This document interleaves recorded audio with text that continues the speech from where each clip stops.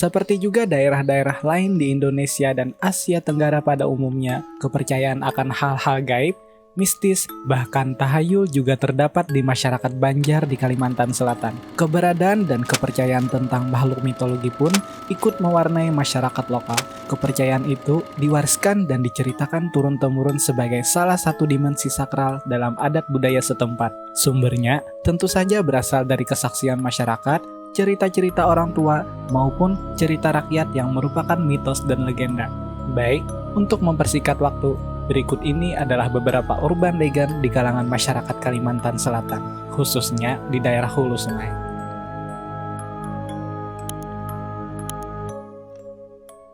Makhluk ini dikenal juga dengan sebutan hantu kuyang. Kuyang adalah suatu penjelmaan dari seorang wanita yang menggunakan ilmu sihir hitam dengan perantara sebuah minyak. Minyak kuyang yang diusap ke sekeliling leher wanita tersebut akan membuat wanita tersebut dikuasai kekuatan hitam. Kemudian, kepala hingga organ dalamnya terlepas dari tubuh. Hantu dengan kepala dan usus yang terburai dan menyala-nyala ini akan terbang mencari mangsa berupa darah perempuan yang melahirkan.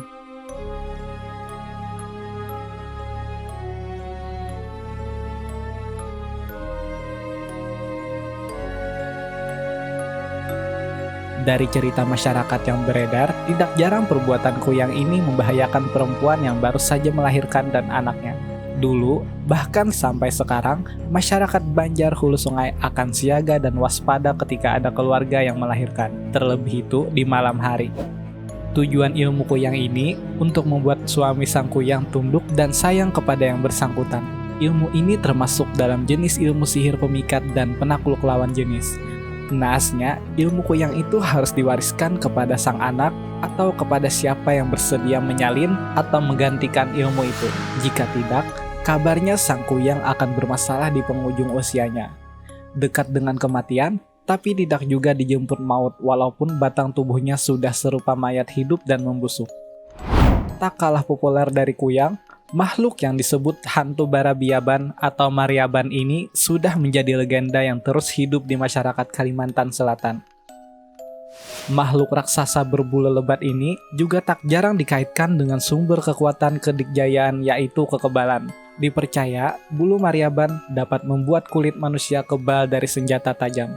Makhluk yang hidup di rimba belantara hutan Kalimantan ini seperti makhluk bunian yang hidup di dua alam, yaitu alam nyata dan alam gaib. Pada beberapa folklore dari Kalimantan Selatan juga dapat ditemui cerita tentang hantu Mariaban atau Bariaban ini. Misalnya, dalam riwayat petualangan Haji Batu, seorang ulama Banjar, dikisahkan Haji Batu pernah membunuh makhluk ini dan mengulitinya di hutan Kalimantan. Karena kekuatan dari efek magis bulu hantu Bariaban tersebut, sebagian orang yang meyakini masih menyimpannya untuk koleksi maupun sebagai jimat kekebalan. Ada cerita saat orang yang membawa bulu hantu tersebut melintasi kandang ayam, maka ayam-ayam akan gaduh ketakutan. Itu katanya gara-gara kekuatan mistis bulu sang Raja Rimba Kalimantan tersebut. Mengingat ciri-ciri fisik hantu Bariaban ini sekilas ada kemiripan dengan ciri-ciri seekor Bigfoot, yaitu makhluk kriptozoologi yang dipercaya menghuni daratan hutan Amerika Utara. Ada sebuah syair cerita rakyat yang menggambarkan bagaimana besarnya ukuran telapak kaki hantu Mariaban itu. Syair itu berbunyi, "Garapak garagui, talapak kaya tanggui." Dari sini dapat dianalisis mengingat benda bernama tanggui yang merupakan tutup kepala khas Kalimantan Selatan itu memiliki diameter kurang lebih hampir mencapai 1 meter. Entah hantu Bariaban atau Mariaban itu jenis makhluk mitologi yang bersifat gaib dan mitos, atau memang spesies sungguhan yang hadir di belantara Kalimantan. Sampai saat ini, makhluk misterius ini menjadi makhluk kriptozoologi terpopuler di Kalimantan Selatan. Sebagian masyarakat Kalimantan Selatan mempercayai makhluk ini masih banyak menghuni belantara pegunungan Meratus dan menjaga hutan-hutan di sana.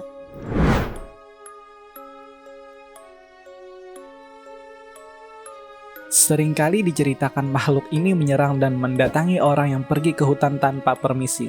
Masyarakat Banjar yang ingin pergi ke hutan biasanya mengucapkan dalam bahasa Banjar yaitu umpat lalu datu. Terlebih yang membakar acan atau dalam bahasa Indonesianya terasi di kawasan hutan Meratus. Dalam sebuah cerita masyarakat Meratus Loksado di Kalimantan Selatan yang berjudul Talimbahan Rambit, makhluk ini digambarkan menyerang masyarakat yang sedang mengambil madu saat hari masih gelap. Versi lain macan kejadian ini juga diceritakan bisa menyamar menjadi manusia. Di samping itu, rimba hutan Meratus memang habitat hidup macan dahan Kalimantan, yang dalam bahasa Latinnya Neophylis diardibornensis, yang sekarang mulai langka dan dilindungi.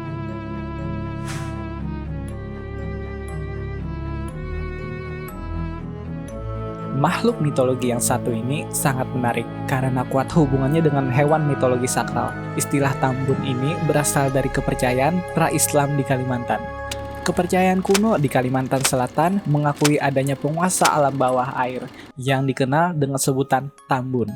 Banyak beredar berbagai versi Tambun. Sebagian masyarakat menyebutnya seperti naga, ada juga seperti kuda nil. Di Kabupaten Tabalong, banyak meyakini makhluk ini seperti tikar yang bisa menggulung orang yang mendekatinya. Versi yang paling populer ialah bentuknya yang merupai tikar. Ada pula yang menyebutkan Tambun memiliki kumis panjang.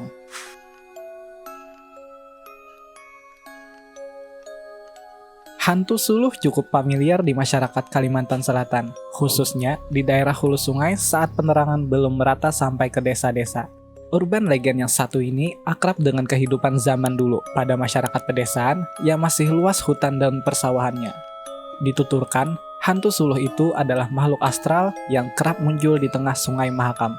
Penampakan hantu itu ditandai dengan terlihatnya cahaya seperti suluh atau obor yang cukup terang di tengah sungai yang gelap gulita. Ketika didatangi, cahaya itu menghilang.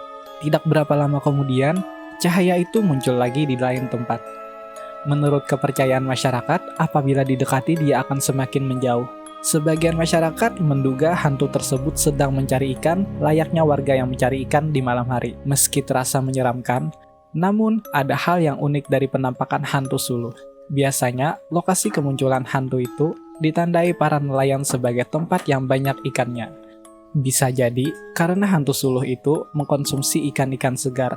Jadi, para nelayan menganggap penampakan hantu suluh itu sebagai penanda lokasi banyak ikan untuk dipancing, dikala, atau direngge.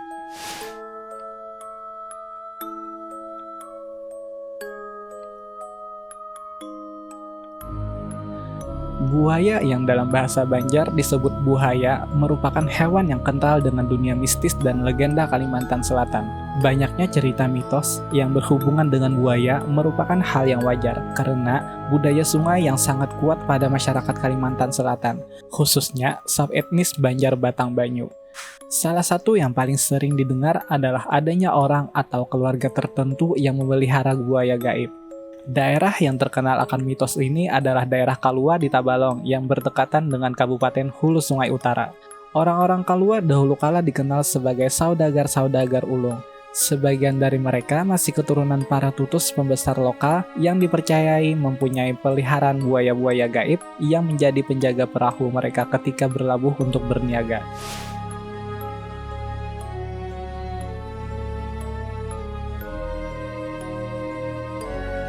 Takal merupakan urban legend yang sering ditemui orang-orang di pedesaan pada malam hari. Berwujud seperti kelambu besar, namun juga ada sebagian yang menyebut makhluk yang membesar dari seperti kucing, lalu jadi seperti anjing, membesar lagi seperti sapi. Itu juga adalah hantu takal. Hantu yang satu ini kemungkinan besar hanya ditemui di pedesaan. Sampai sekarang masih sering dijumpai di desa-desa yang teduh banyak pepohonan. Agaman berawal dari seekor musang yang diyakini kesurupan hantu.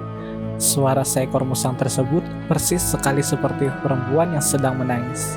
Sebagian masyarakat meyakini bahwasanya makhluk yang kadang menakuti manusia yang bisa membesar dan membesar dari seperti seekor kucing sampai lebih besar dari seekor kerbau itu merupakan penjelmaan dari Agaman.